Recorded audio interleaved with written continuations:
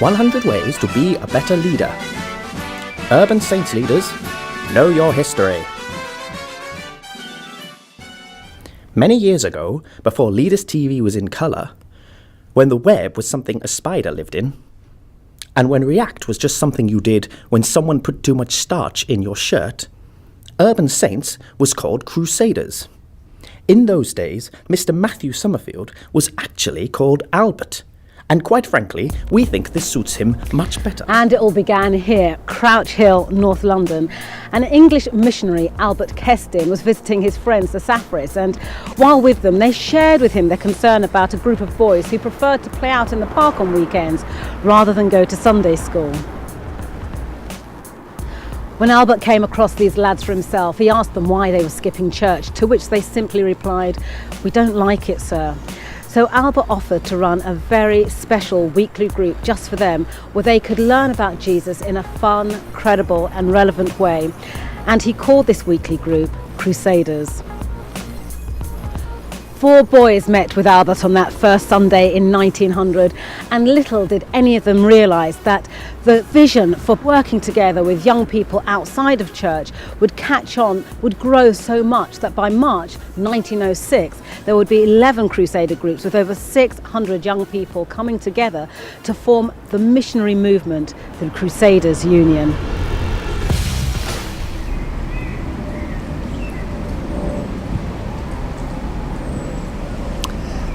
Just over 5 years ago, members of the Crusaders team came here to the very park where Albert Kestin first found his Crusader class. They planted a commemorative tree in his honour and celebrated the centenary of the Crusaders Union. And it's from here that we start our Leaders TV whistle-stop tour of the great Crusaders landmarks and some places of significance at the heart of Urban Saints.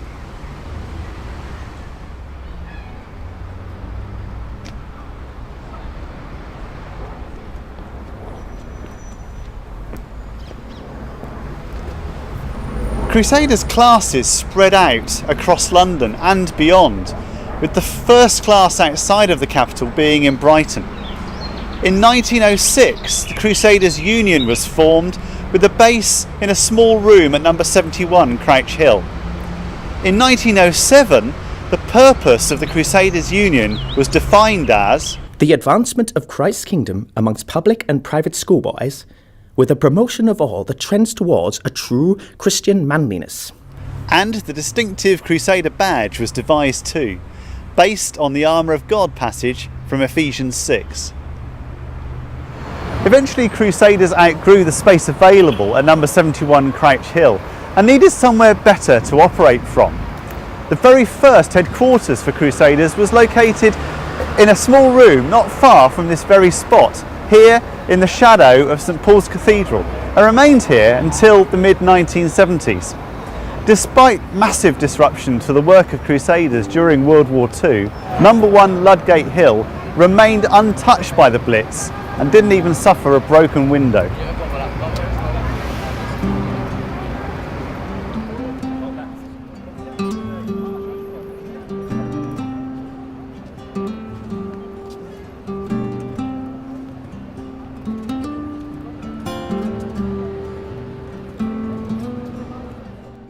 Many of you may have used our wonderful Westbrook Residential Centre on the Isle of Wight for a group house party or as part of a holiday team.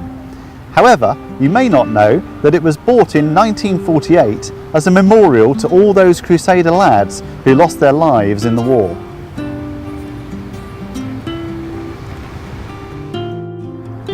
Camps, holidays and residentials have formed a massive part of the history of our Urban Saints movement, and other significant Crusader landmarks include our very own campsite here at Studland, as well as places such as Cai-Canol, Tweedsmuir, Combruith, Neffin, Stoke Fleming and many more.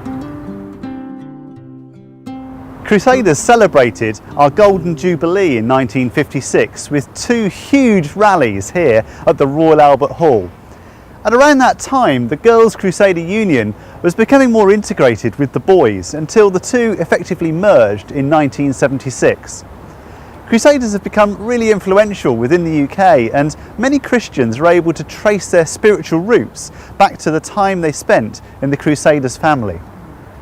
My parents were both leaders of a group. It was a girls and a boys group, so I was just brought up through that, through the minis, and then came up through the inters and then the seniors. Through a friend at school, just the top end of primary school. I was about 10 and a friend took me along to Sanderstead Crusaders in South London. Right, it was way back in about 1962, and I went to the first one.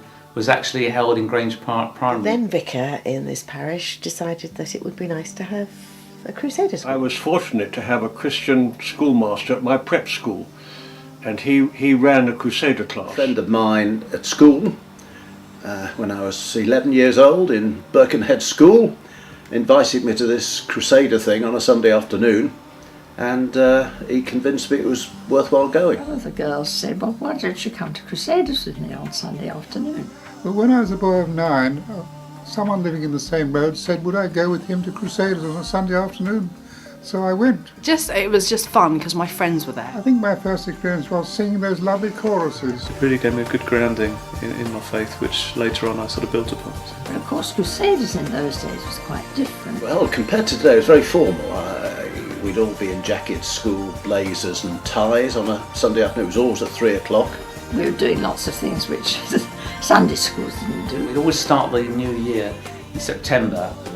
For that academic year, we go off down to Frinton. We had the Merseyside soccer tournament, which was very popular, and the sports day was very popular. There was a Mad Crusader athletics day, I seem to remember, at Pickett's Lock, which was always a highlight, where you actually met thousands of other kids. In the winter time, in autumn, we were doing paddocks. Eating crisps, that was always good fun at the end of the session, but we had to be good to have our crisps. We used to have things like key nights, what we call key nights, and where we did Bible study and so on. It was just fun games, and the games then had a relevance. Out of those games would come sort of a Christian message. We had the return sheet.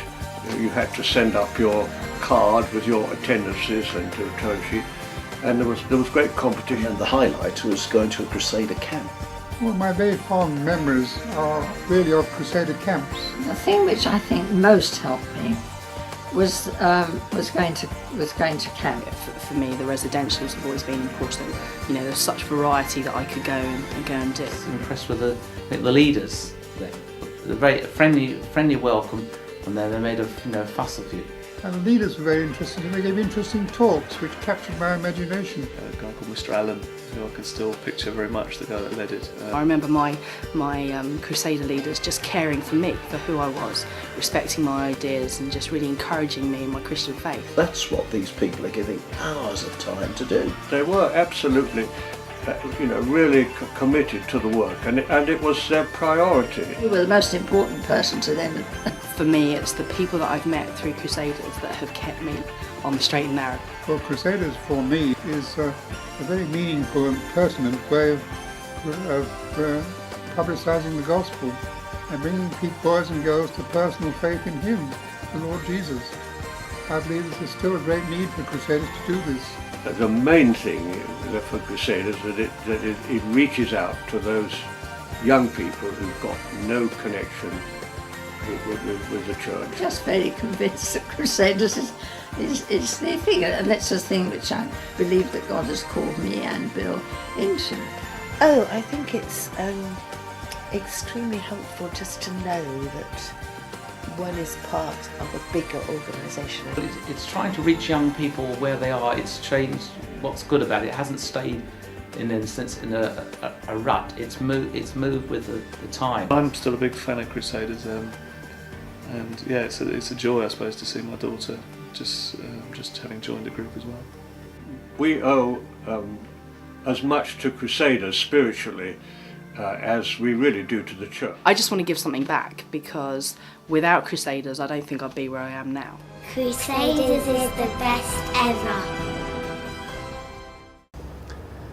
In September 1976, Crusaders headquarters relocated to a new building in St Albans. Our own building, but still under the gaze of a beautiful cathedral. During the 1980s, the UK was split into areas to further grow the work of the movement and to better support our groups. facilitated by an area team. During the 1980s and 90s, our groups continued to flourish and grow, and we supported this through training resources, holidays, mission trips, and eventually through online support. In 2002, the Energise Resources website was launched, and in 2003 we relocated again, this time to our current home in Luton.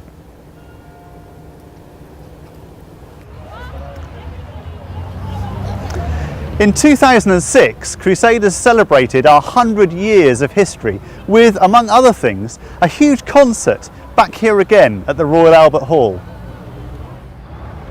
At this amazing event 5 years ago, we officially launched Urban Saints, building on all that was great and praiseworthy about Crusaders, but taking it forward into our next century. So, we've been Urban Saints for 5 years now, and in that time many new initiatives have begun, including Rebuild, the redefined training hubs and the brand new Mimic website, as well as the continued growth of Urban Saints groups.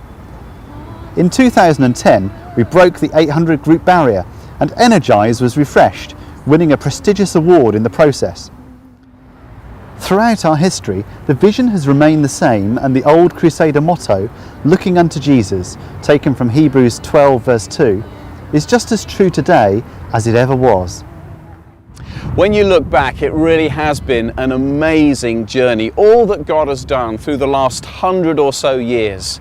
I can't believe that I've been with Urban Saints Crusaders for over 11 years now. It's been incredible.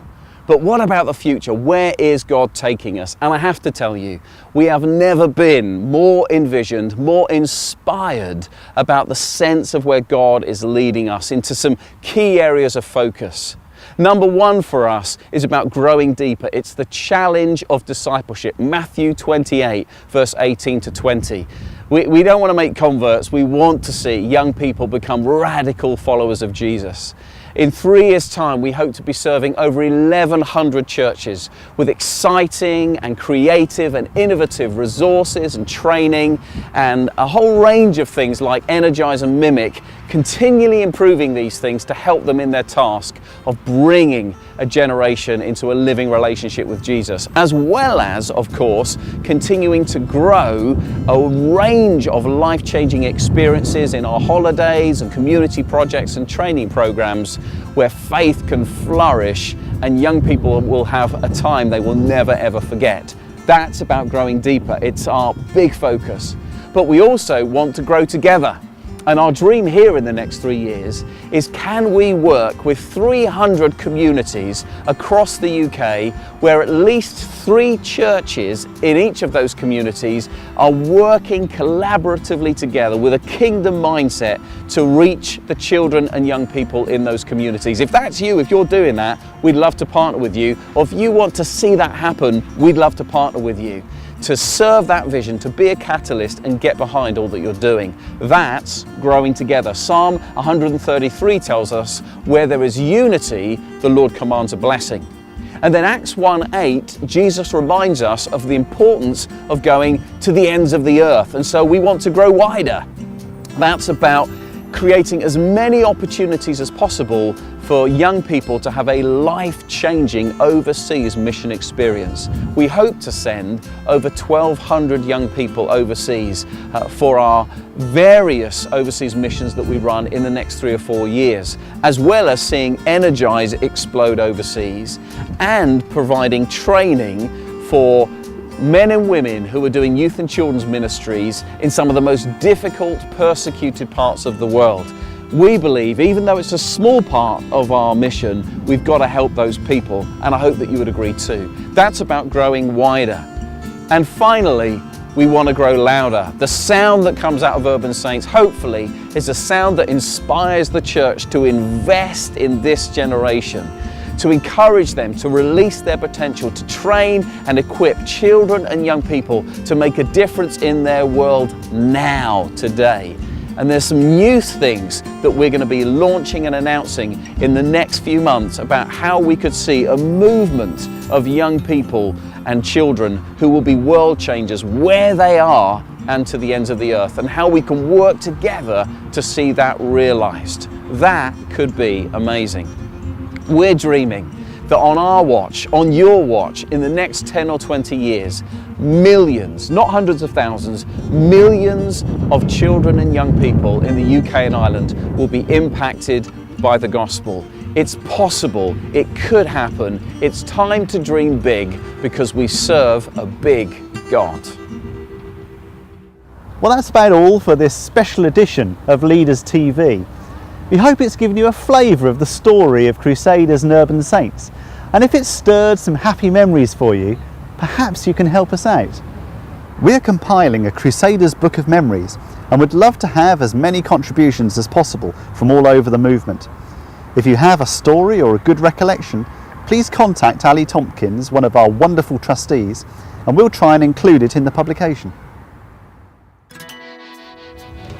Wouldn't it be amazing if we could get 100 stories for each and every one of the 100 years that Crusaders was looking unto Jesus?